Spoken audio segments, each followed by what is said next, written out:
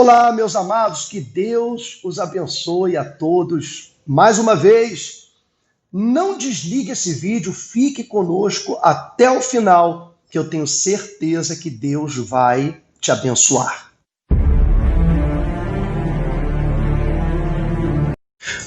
Muito bem, veja, quando Deus criou o ser humano, ele criou, na verdade, uma casa espiritual.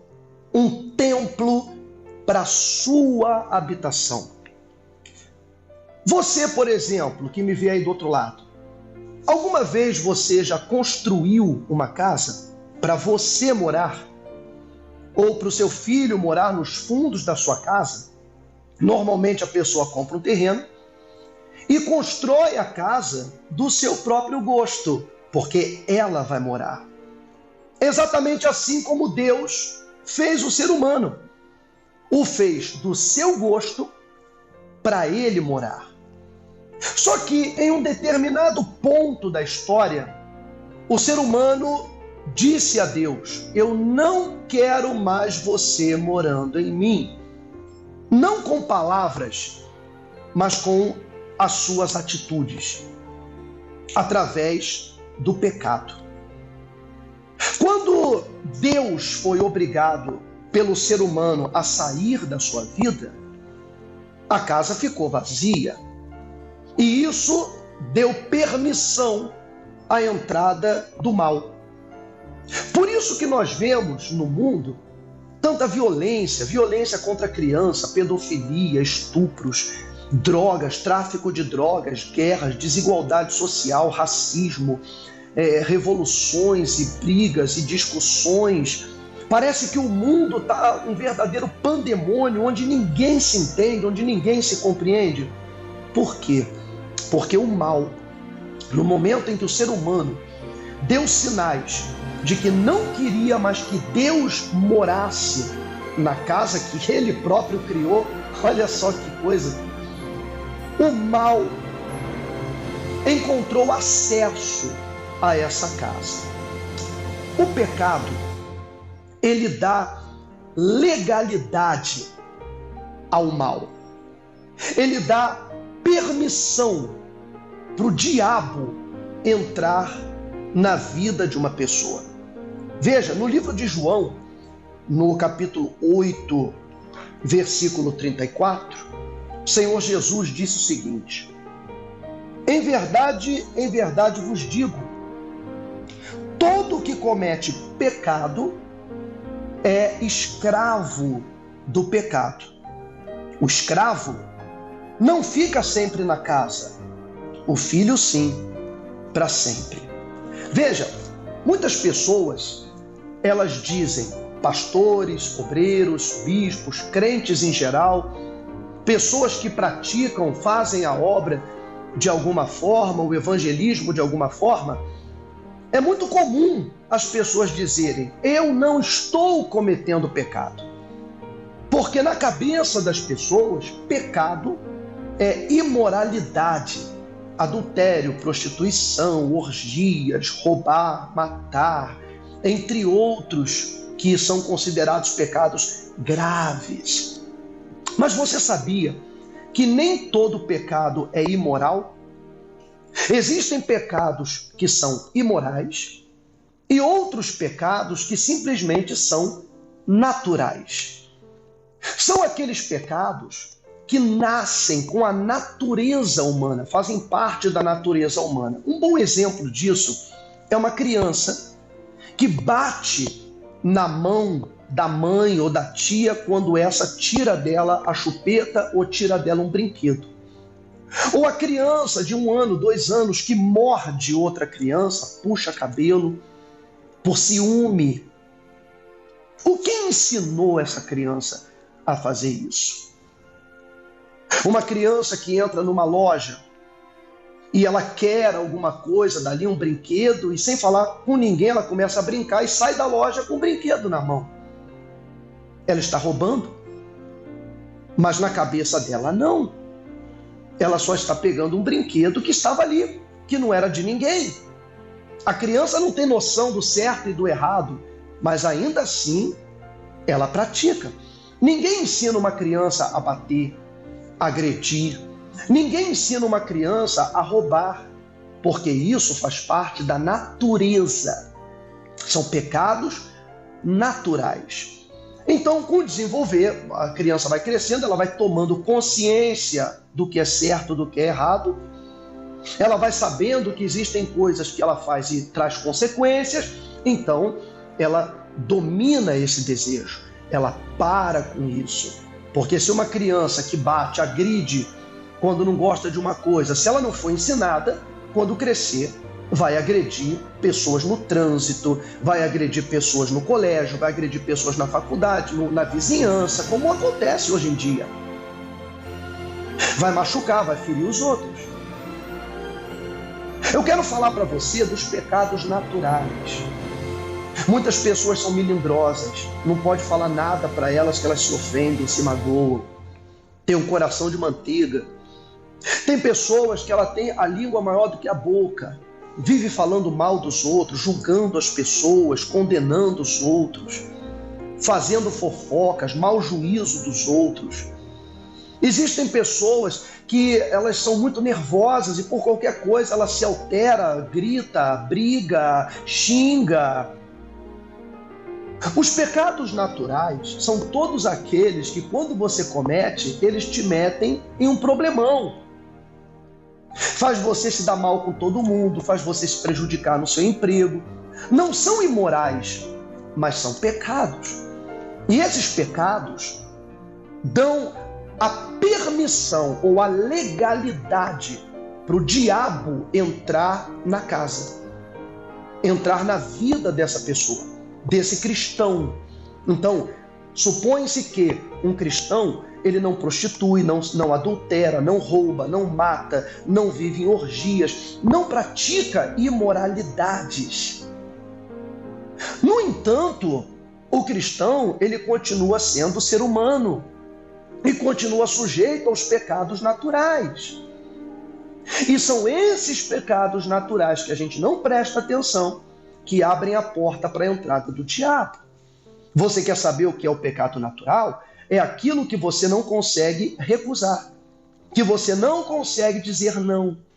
Quando você se dá conta, já falou, já ofendeu, já se magoou, já se encheu de raiva, já fez o que não tinha que fazer, já falou o que não tinha que falar.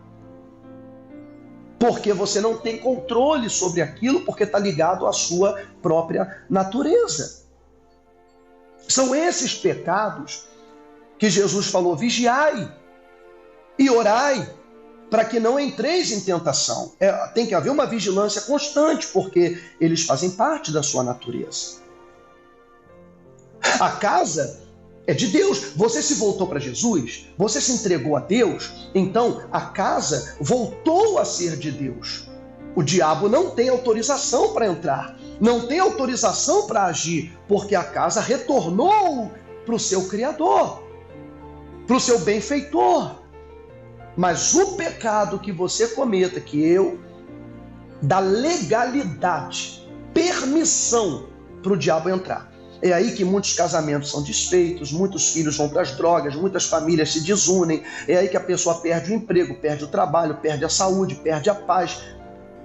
Porque o diabo teve permissão. E a pessoa diz: eu não consigo parar, ou seja, ela é escrava disso. Porém, o Senhor diz aqui no versículo 36 do João 8: se, pois, o Filho vos libertar, verdadeiramente sereis livres. Se, pois, o Filho vos libertar, sereis verdadeiramente livres. Então eu posso dizer que nem todas as pessoas são verdadeiramente livres.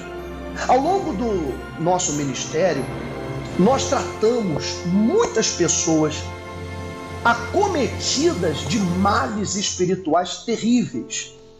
Pessoas com visão de vultos, audição de vozes, pessoas com ataques, convulsões, pesadelos, insônia, dor de cabeça constante, enfermidades que os médicos não encontravam a causa, pessoas dominadas por vícios, por drogas.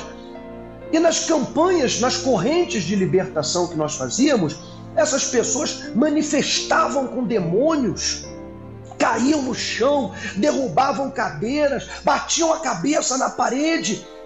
Você percebendo a possessão, a pessoa possessa mesmo, falando coisas.